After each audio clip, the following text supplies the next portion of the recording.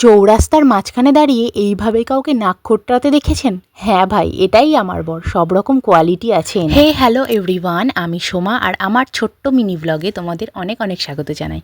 সকালটা শুরু হয়েছিল এইরকম রিমঝিম বৃষ্টি দিয়ে। সকাল সকাল উঠেই কিন্তু হাজব্যান্ডের জন্য রান্নাবান্না সব কমপ্লিট করে দিয়েছি। আর তারপরে কিন্তু বাইরে চলে এলাম এই সুন্দর প্রাকৃতিক দৃশ্য দেখার জন্য। গত 3-4 দিন ধরে বৃষ্টি হচ্ছে, এইবার থেমে যা ভাই, আর ভালো লাগছে না। চারিদিকটা যেন শ্যাতলা পড়ে একদম পুরো অবস্থা খারাপ হয়ে গেছে। সকাল সকাল মেয়ে তার দাদুর সাথে গিয়ে দোকান থেকে এই সব কিনে এনেছে। এই ক্র্যাক্স কিন্তু আমাদের সময়ও ছিল, আমরাও অনেক খেয়েছি, কিন্তু এখন দেখো এরকম বেলুন উপহার দিচ্ছে। আমাদের সময় কিন্তু এসব ছিল না।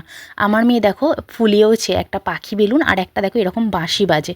খুব ভালো লাগে বাচ্চাদের হাসি দেখতে সকাল সকাল। তারপরে আর একটুও দেরি না করে চলে এলাম সকালবেলার খাবার বানানোর জন্য। আজকে বানাবো কলা দিয়ে প্যানকেক। হ্যাঁ, এই কলা দিয়ে প্যানকেক খেতে কিন্তু খুব ভালো লাগে।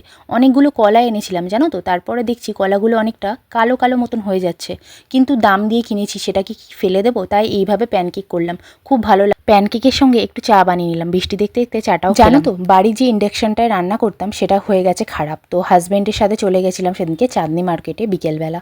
তো তারপর থেকে আর ব্লগ কিছু শ্যুট করা হয়নি। এখানে আমরা রাস্তার মধ্যে হাঁটছিলাম, আর বরকে বললাম যে একটু চলো নিউ মার্কেটেও যাই, কিছু ব্যাগের দরকার। তো এখানে দুটো ব্যাগ দিচ্ছিল 150 টাকায়, তো আমি নিইনি, অতটা ভালো লাগেনি বলে আমি নিলাম না। কেনাকাটা সব কমপ্লিট করে আমরা চলে এসেছিলাম গাড়ি ধরার জন্য ধর্মতলার রোডে। তো রোডে এসে দেখি একটাও গাড়ি নেই। প্রায় আমরা আধ ঘন্টা দাঁড়িয়েছিলাম, আমি আর আমার হাজব্যান্ড। পুরো ফাঁকা রাস্তা, দেখো আমরা দুজন ছাড়া আর কেউ নেই। তারপরে কিন্তু আমরা লাস্ট মোমেন্টে মেট্রো করে বাড়ি গেছিলাম। তোমরা যদি দেখতে চাও যে আমি নিউ মার্কেট থেকে কী কী কেনাকাটা করেছি, তাহলে অবশ্যই কমেন্ট করো, আমি পরের ব্লগে তোমাদেরকে দেখাবো। টাটা।